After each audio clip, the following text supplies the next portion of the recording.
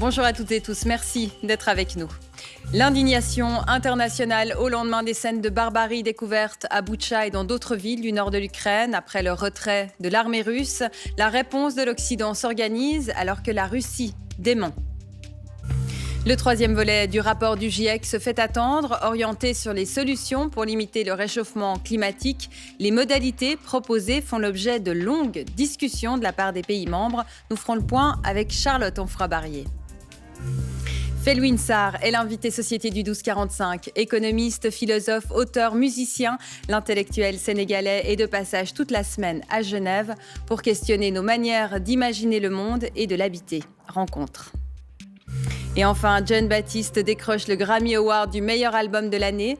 À 35 ans, le pianiste, chef d'orchestre et auteur de la bande-son du film Soul devient le premier artiste afro-américain à remporter la distinction du meilleur album de l'année depuis Herbie Hancock en 2008.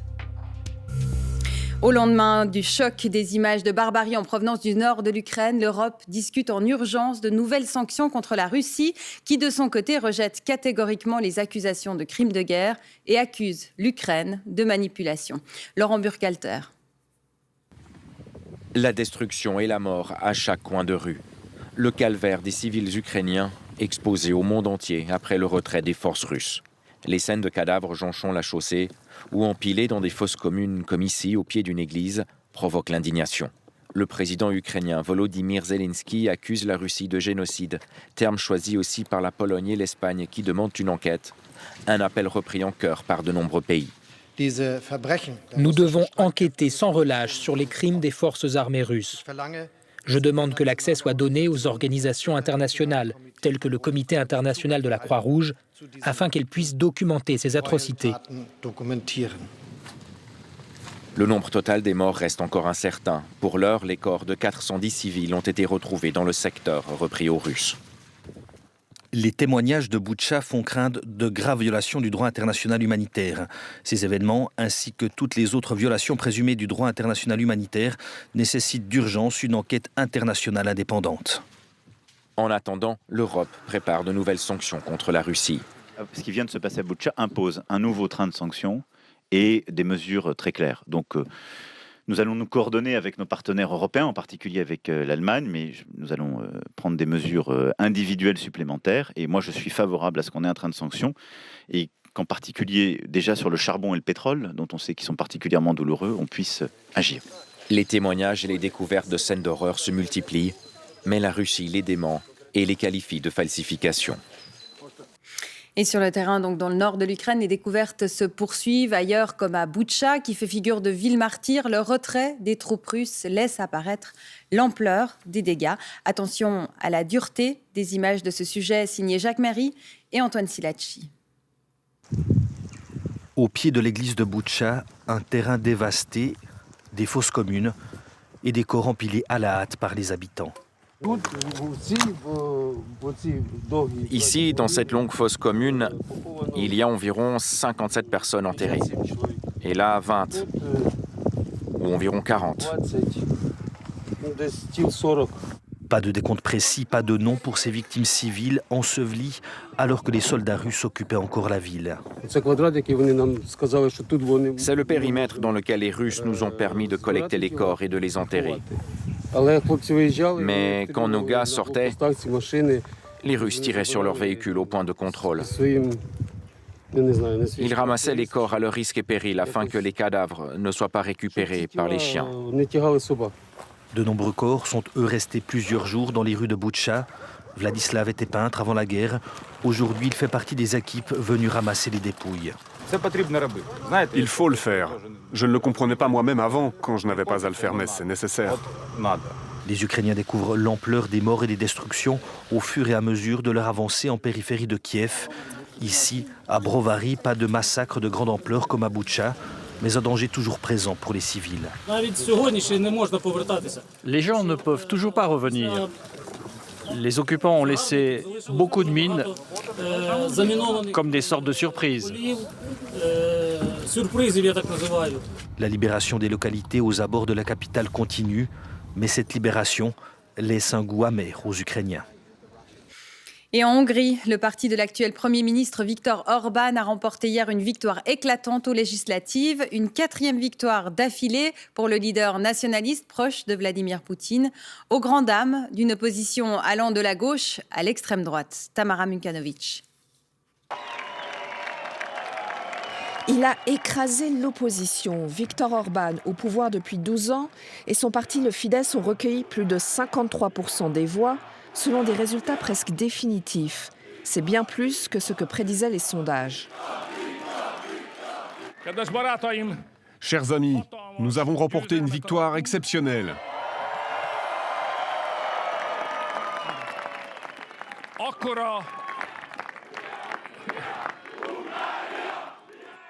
Une victoire si grande qu'on peut sans doute la voir depuis la Lune. En tout cas, sûrement depuis Bruxelles. Bruxelles et ses institutions régulièrement brocardées par Viktor Orban. Face à lui, une alliance de 6 partis allant de la gauche à une formation d'extrême droite n'obtient qu'un humiliant 35%. Le candidat de l'opposition, Péter Márki-Zay, un conservateur peu expérimenté, n'a pas convaincu. Nous devons reconnaître que ces élections ont été gagnées par la propagande et non par l'honnêteté ou l'honneur. Car pour Péter Márki-Zay, la campagne a été difficile. Il n'a eu le droit qu'à 5 minutes d'antenne sur la télévision publique, mise au pas par le pouvoir. Quant à Viktor Orban, proche de Vladimir Poutine, il s'est posé en protecteur du pays en refusant des sanctions qui priveraient la population hongroise de gaz russe. Résultat, le parti de Viktor Orban devrait conserver sa majorité des 2/3 au Parlement, une majorité qui lui permettra de modifier la Constitution. Et en Serbie, un autre scrutin s'est tenu à l'ombre de la guerre en Ukraine. L'autoritaire président Aleksandar Vučić a revendiqué une victoire écrasante dès le premier tour avec plus de 59% des voix. Un 3e mandat de 5 ans pour le populiste qui a officiellement condamné la Russie à l'ONU, mais s'est abstenu de la sanctionner. Le GIEC, le groupe d'experts intergouvernemental sur l'évolution du climat, doit rendre cet après-midi le 3e volet d'un rapport publié en août et en février dernier. Après avoir dressé un état des connaissances sur le changement climatique et rappelé les effets dévastateurs du réchauffement, ce 3e volet dresse la liste des solutions pour réduire nos émissions de gaz à effet de serre. Alors Charlotte Onfroy-Barrier, vous avez pu échanger avec l'une des autrices de ce rapport. Les solutions, on les connaît, on en parle beaucoup, mais c'est plutôt ce dont il s'agit, c'est de mettre la pression sur les 195 États membres. Oui, c'est exactement ça. Les experts du GIEC vont effectivement proposer un éventail de solutions pour réduire ces émissions de gaz à effet de serre, mais en réalité, rien ou presque qu'on ne connaisse pas déjà. Ils devraient insister sur un recours massif aux énergies renouvelables, sur la nécessité de changer nos façons de nous déplacer, sur la nécessité aussi de changer notre alimentation en mangeant moins de viande, par exemple. Mais vous le voyez, des solutions qu'on connaît. En revanche, ces solutions, pour qu'elles soient efficaces, elles demandent une réelle volonté politique et un réel intérêt financier. C'est là, finalement, tout l'enjeu de cette publication. Les experts du GIEC vont demander au gouvernement d'enclencher véritablement une transition énergétique et de développer des fonds pour ça, des enveloppes nécessaires, car ils n'oublient pas l'objectif qui a été fixé, celui de réduire de 40 à 50% les émissions de gaz à effet de serre d'ici 2030, et pour ça, il n'y a plus le temps d'attendre. Et alors Charlotte, ce rapport, il devait être publié ce matin, pourtant les discussions se prolongent. Alors qu'est-ce qui coince ? Les experts n'arrivent pas à se mettre d'accord sur 2 points. D'abord, la place des énergies fossiles, notamment celle du gaz et du pétrole. Il y a certains gouvernements qui plaident pour une sortie pure et simple de ces énergies, alors qu'il y en a d'autres qui préfèrent une transition plus douce avec un mix énergétique. Et vous vous en doutez, cette question est d'autant plus brûlante qu'il y a la guerre en Ukraine. Et cette guerre amène les pays à considérer l'énergie comme un enjeu de sécurité nationale. Et puis le 2e point de friction, c'est le financement. Les pays en développement demandent tout simplement une aide financière aux grandes puissances pour pouvoir réaliser cette transition. La pression est extrêmement grande sur les experts du GIEC, car c'est sur ce document, sur ce dernier volet que reposera précisément la prochaine COP.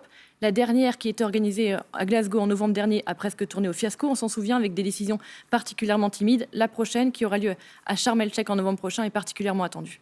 Charlotte Onfroy-Barrier, merci pour cet éclairage. Et en Valais centrale, les propriétaires d'arbres fruitiers sortent de 2 nuits de lutte intense contre le gel, aspersions, bougies. Tout a été mis en œuvre pour protéger les arbres. Difficile toutefois d'estimer les dégâts pour l'instant, mais il semblerait qu'on a évité la catastrophe de l'an dernier. Reportage Erwan Jagu et Claudine Gaillard-Torrent. Sur le coteau, ces chaufferettes ont brûlé toute la nuit pour réchauffer l'air et empêcher ainsi le gel de détruire les fleurs. Ce matin, amer constat pour ce producteur, la météo très particulière de ce week-end a malmené les arbres. Dans la nuit de vendredi à samedi, nous avons eu la neige sur les fleurs et puis du vent. Donc allumer les bougies cette nuit-là, c'était impossible. Donc il y a déjà des variétés qui sont gelées à 100%. Marc Glacé bichonne ses 2 hectares, verger familial. Si son grand-père n'a dû affronter qu'un seul épisode de gel, lui cumule les années compliquées. 2017 déjà, en 2021, 8 kilos sur 2 hectares. 2022, malgré ça aussi, ces 2 hectares, c'est du travail, c'est du temps. C'est une passion, heureusement. C'est peut-être pour ça qu'on est encore là. Dans la plaine du Rhône, c'est surtout la nuit de samedi à dimanche qui a été compliquée. La lutte par aspersion s'est révélée efficace. Mais la nuit dernière, il a fallu arroser les arbres à nouveau. Dans son verger de variétés semi-précoces, ce producteur bio ne peut que constater les dégâts. On le casse au milieu et on voit que c'est noir. Donc là, il y a clairement du gel. Maintenant, c'est de savoir la proportion qu'aura pris ce gel malgré la lutte par aspersion.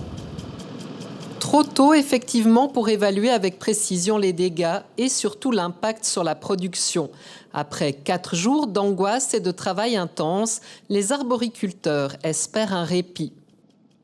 Et à Fribourg, le syndicat des services publics a remis ce matin une pétition à la direction de l'hôpital cantonal munie de 1441 signatures. Elle demande de renoncer aux suppressions de postes annoncées, 60 postes annoncés en janvier dernier par le conseil d'administration dans le cadre du budget 2022.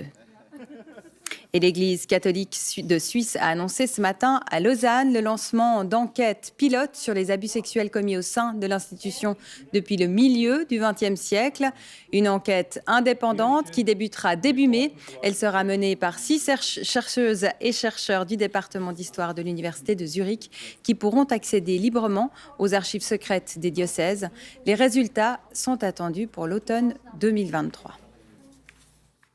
Ses racines sont au Sénégal et il rayonne sur plusieurs continents. Musicien, ceinture noire de karaté, il enseigne la philosophie africaine à la Duke University.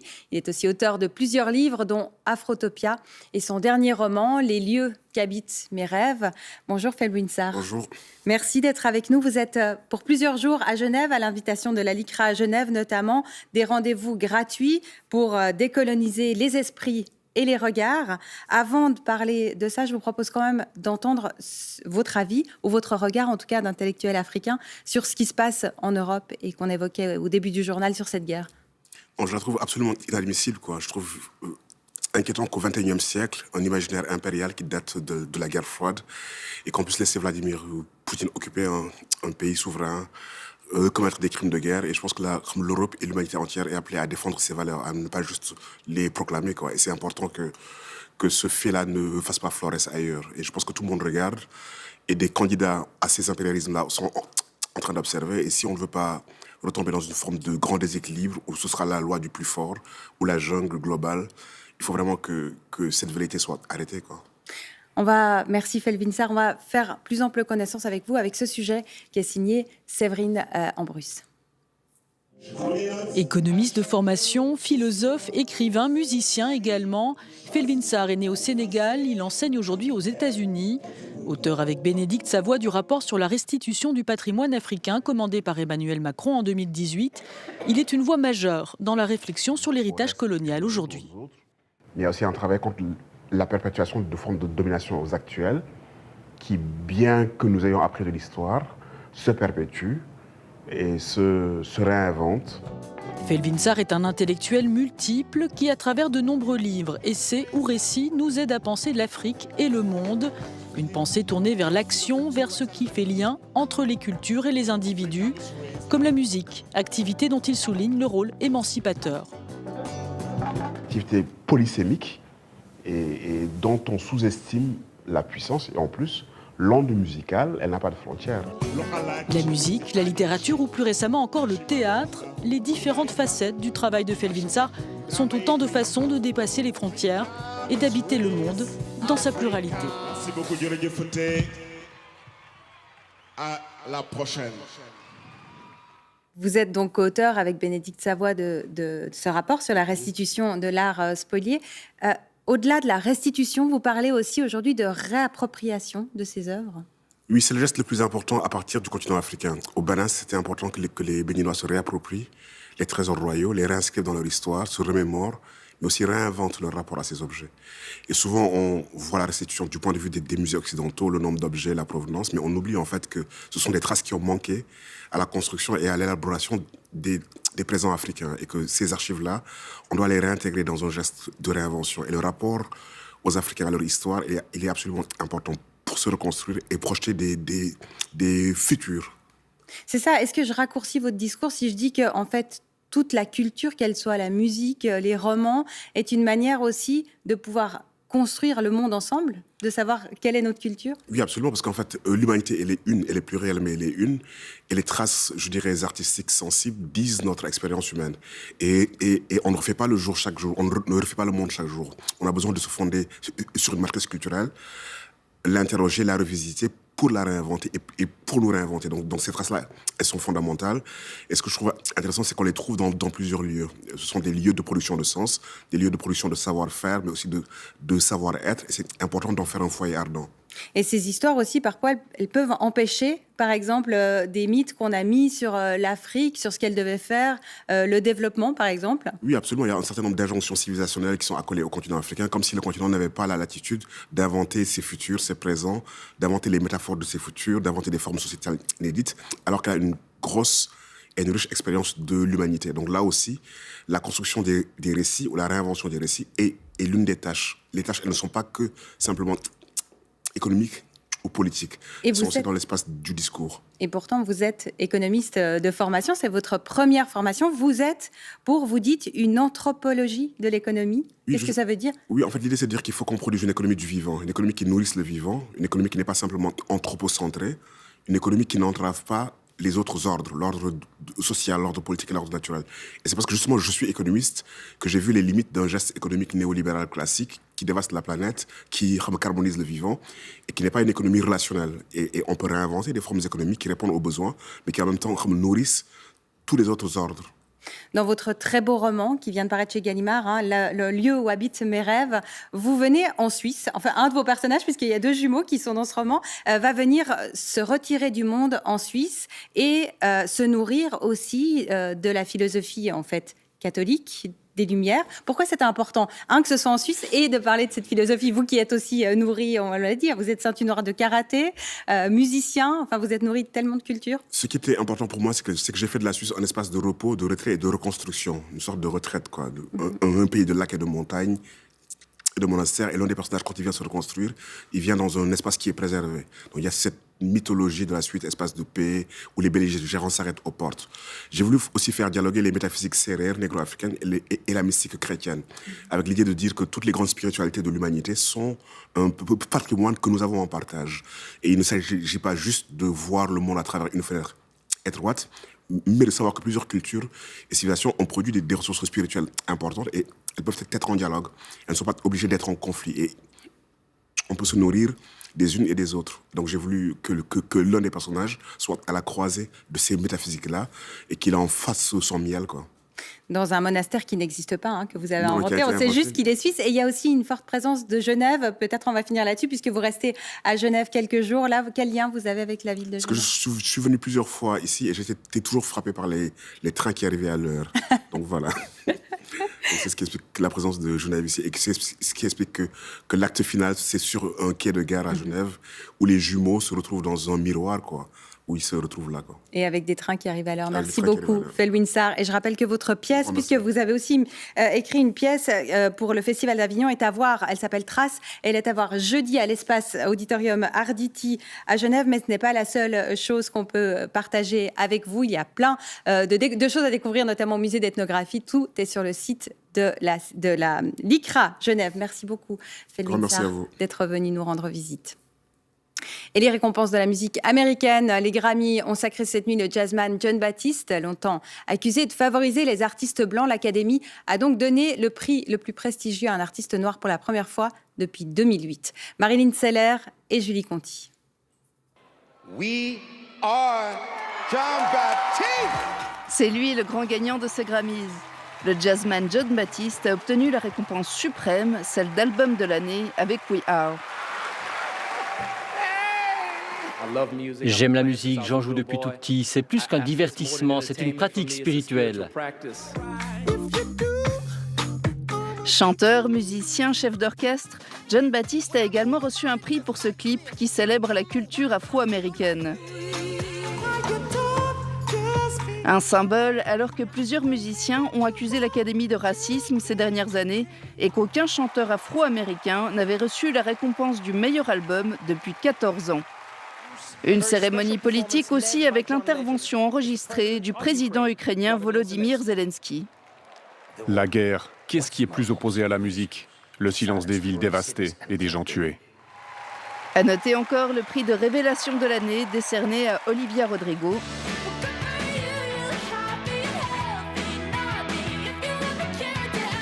Et le prix de la meilleure chanson à Leave the Door Open du groupe Silk Sonic.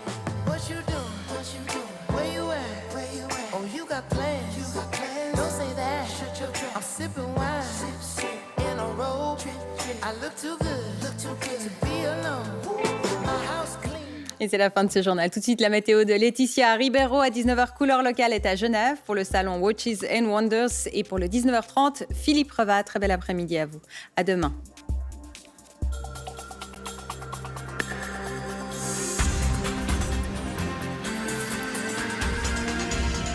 Suivez l'information en continu sur RTS Info.